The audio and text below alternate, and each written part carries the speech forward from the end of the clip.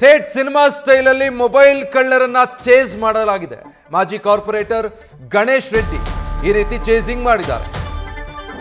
Ganesh ರೆಡ್ಡಿಗೆ long ತೋರಿಸಿ mobile ಕಳ್ಳರು escape ಆಗೋದಕ್ಕೆ ಟ್ರೈ ಮಾಡಿದ್ದಾರೆ. ಡಿಸೆಂಬರ್ 13ರಂದು ನಡೆದಂಥ ಘಟನೆ ದೃಶ್ಯ ನ್ಯೂಸ್ ಫಸ್ಟ್ಗೆ ಲಭ್ಯ ಆಗಿದೆ. ರೋಚಕ ಚೇಸಿಂಗ್ನ ಸಿಸಿಟಿವಿ ದೃಶ್ಯ ನ್ಯೂಸ್ ಫಸ್ಟ್ಗೆ ಲಭ್ಯ ಆಗಿರೋದು. ಸಿನಿಮಾದಲ್ಲಿ ನೋಡಿರ್ತೀರಲ್ಲ ಆ ಥರ ಚೇಸಿಂಗ್ ಇದು. ಮೊಬೈಲ್ ಕಳ್ಳರನ್ನ ಚೇಸ್ ಮಾಡಿದ್ದಾರೆ. ಆ ವೇಳೆ ಲಾಂಗ್ ಬೇರೆ ತೋರಿಸಿದ್ದಾರೆ. ಈ ಮೊಬೈಲ್ ಕಳ್ಳರು ಮೊಬೈಲ್ ಕಳ್ತನ ಮಾಡಿ ಓಡ್ತಿರ್ತಾರೆ, ಅವರನ್ನ ಹಿಂಬಾಲಿಸ್ಕೊಂಡು ಹೋಗಿದ್ದಾರೆ ಗಣೇಶ್ ರೆಡ್ಡಿ.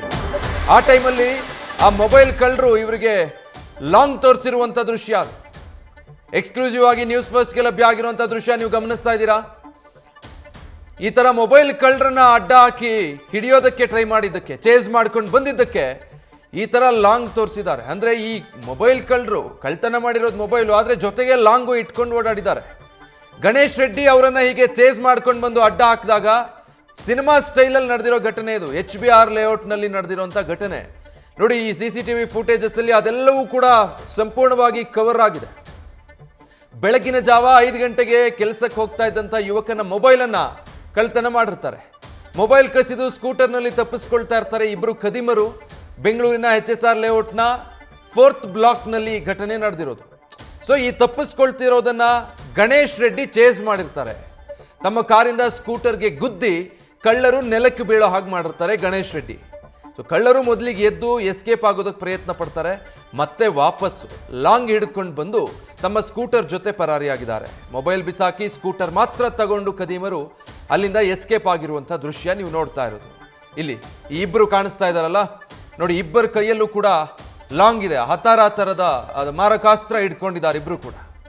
ಡೀಟೇಲ್ಸ್ ಕೊಡ್ತಾರೆ ಈ ಬಗ್ಗೆ ಪ್ರಜ್ವಲ್. ಮೊಬೈಲ್ ಕಳ್ಳತನ, ಅದರ ಜೊತೆಗೆ ಮಾರಕಾಸ್ತ್ರನೂ ಇಟ್ಕೊಂಡು ಓಡಾಡ್ತಿದ್ದಾರೆ.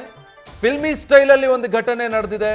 ಇದ್ರ ಬಗ್ಗೆ ಡೀಟೇಲ್ಸ್ ಹೇಳೋದಾದ್ರೆ ವಿಜಯ್, ಇತ್ತೀಚೆಗೆ ಬೆಂಗಳೂರಿನಲ್ಲಿ ಸುಲಿಗೆ ಪ್ರಕರಣಗಳು ಜಾಸ್ತಿ ಆಗ್ತಾ ಇರುವಂತದ್ದು. ಇವರು ಕೇವಲ ಮೊಬೈಲ್ ಅನ್ನ ಕಳ್ತನ ಮಾಡ್ಲಿಕ್ಕೆ ಬಂದಿದ್ದು ಅಂತ ಹೇಳಲಿಕ್ಕೆ ಸಾಧ್ಯ ಇಲ್ಲ. ಯಾಕೆ ಅಂತ ಹೇಳಿದ್ರೆ ಮಾರಕಾಸ್ತ್ರವನ್ನ ಹಿಡ್ಕೊಂಡು ಇವರು ಓಡಾಟವನ್ನ ಮಾಡ್ತಾ ಇರ್ತಾರೆ. ಯಾವಾಗಲೂ ಕೂಡ ಅಷ್ಟೇ ಬೆಳಗಿನ ಜಾವ ಬೆಂಗಳೂರಿನಲ್ಲಿ ಈ ರೀತಿ ಸುಲಿಗೆಗಳು ಸಾಮಾನ್ಯವಾಗಿದೆ ಅಂತ ಹೇಳ್ಬೋದು. ಪೊಲೀಸರು ಕೂಡ ಇದಕ್ಕೆ ಸಂಬಂಧಪಟ್ಟಂತೆ ಗಸ್ತನ್ನು ಹೆಚ್ಚಿಸಬೇಕಾಗುತ್ತೆ. ಇದೇ ರೀತಿ ಘಟನೆ ಏನಿದೆ ಇದು ಡಿಸೆಂಬರ್ 13ನೇ ತಾರೀಕಿನಂದು ನಡೆದಿರುವಂತದ್ದು. KGHಳ್ಳಿ ಪೊಲೀಸ್ ಠಾಣಾ ವ್ಯಾಪ್ತಿಯ HBR ಲೇಔಟ್ನ 4th ಬ್ಲಾಕ್ ನಲ್ಲಿ ಈ ಒಂದು ಘಟನೆ ನಡೆದಿದೆ. ಹಾಗಾದ್ರೆ ಏನಾಗಿತ್ತು ಅವತ್ತು ಅನ್ನೋದನ್ನ ನಾವು ನೋಡ್ತಾ ಹೋದ್ರೆ, ಬೆಳಗಿನ ಜಾವ 5 ಗಂಟೆ ಸುಮಾರಿಗೆ ಓರ್ವ ಯುವಕ ಏನಿರ್ತಾನೆ ಆತ ರಸ್ತೆ ಮೇಲೆ ಹೋಗ್ತಾ ಇರ್ತಾನೆ. ಆ ಸಂದರ್ಭದಲ್ಲಿ ಬೈಕ್ ನಲ್ಲಿ ಇಬ್ರು ಬರ್ತಾರೆ. ಬೈಕ್ ನಲ್ಲಿ ಇಬ್ರು ಬಂದಂತವ್ರು ಮಾರಕಾಸ್ತ್ರವನ್ನ ತೋರಿಸ್ತಾರೆ, ಆತನ ಮೊಬೈಲ್ ಅನ್ನ ಕಿತ್ಕೊಳ್ತಾರೆ. ಇದೇ ಸಮಯಕ್ಕೆ ಹಿಂದ್ಗಡೆಗೆ ಮಾಜಿ ಕಾರ್ಪೊರೇಟರ್ ಆಗಿರುವಂತಹ ಗಣೇಶ್ ರೆಡ್ಡಿ ಅವರು ಕೂಡ ಬರ್ತಾ ಇರ್ತಾರೆ. ಅವರು ಫಾರ್ಚುನರ್ ಕಾರ್ ನಲ್ಲಿ ಬರ್ತಾ ಇರುವಂತಹ ವೇಳೆಯಲ್ಲಿ ಈ ಘಟನೆಯನ್ನ ಗಮನಿಸ್ತಾರೆ. ಇವರು ಮೊಬೈಲ್ ಅನ್ನ ಕಿತ್ಕೊಂಡು ಬೈಕ್ ನಲ್ಲಿ ವೇಗವಾಗಿ ಹೋಗ್ತಾ ಇರ್ತಾರೆ. ಅವರು ಕೂಡ ಅಷ್ಟೇ ವೇಗವಾಗಿ ಆ ಬೈಕ್ಗೆ ತಮ್ಮ ಕಾರ್ನಿಂದ ಡಿಕ್ಕಿಯನ್ನು ಹೊಡಿತಾರೆ. ಆ ಇಬ್ರು ಬೈಕ್ ಕಳ್ಳರು ಕೂಡ ಅಲ್ಲಿ ರಸ್ತೆ ಮೇಲೆ ಬೀಳ್ತಾರೆ. ತಕ್ಷಣ ಬಿದ್ದಂತ ತಕ್ಷಣ ಮೊದಲಿಗೆ ಓಡ್ ಹೋಗ್ತಾರೆ. ಅನಂತರ ಗಣೇಶ್ ರೆಡ್ಡಿ ಅವರು ಮುಂದೆ ಬಂದು ಮೊಬೈಲ್ ಅನ್ನ ಕೂಡ ತೆಗೆದುಕೊಳ್ತಾರೆ. ಅನಂತರದಲ್ಲಿ ಇವರು ಬೈಕ್ ಅನ್ನು ತೆಗೆದುಕೊಂಡು ಹೋಗ್ಬೇಕಲ್ಲ, ಹಾಗಾಗಿ ಮತ್ತೆ ಮಾರಕಾಸ್ತ್ರವನ್ನ ತೆಗೆದುಕೊಂಡು ಗಣೇಶ್ ರೆಡ್ಡಿ ಅವರ ಬಳಿಯಲ್ಲಿ ಬರ್ತಾರೆ. ಬಂದಂತವ್ರು ಅವರಿಗೆ ಹೆದರಿಸಿ ಬೈಕ್ ಅನ್ನ ಎತ್ಕೊಂಡು ಹೋಗಿರುವಂತದ್ದು. ಇದು ಪೊಲೀಸ್ ಠಾಣೆಯಲ್ಲಿ ಯಾವುದೇ ಪ್ರಕರಣ ಕೂಡ ದಾಖಲಾಗಿಲ್ಲ. ಕಾರಣ ಏನು ಅಂತ ಹೇಳಿದ್ರೆ ಮೊಬೈಲ್ ಅನ್ನ ಈಗಾಗಲೇ ಅವರು ಯಾರಿಗೆ ತಲುಪಿಸಬೇಕು ಅವರಿಗೆ ತಲುಪಿಸಿ ಆಗಿದೆ.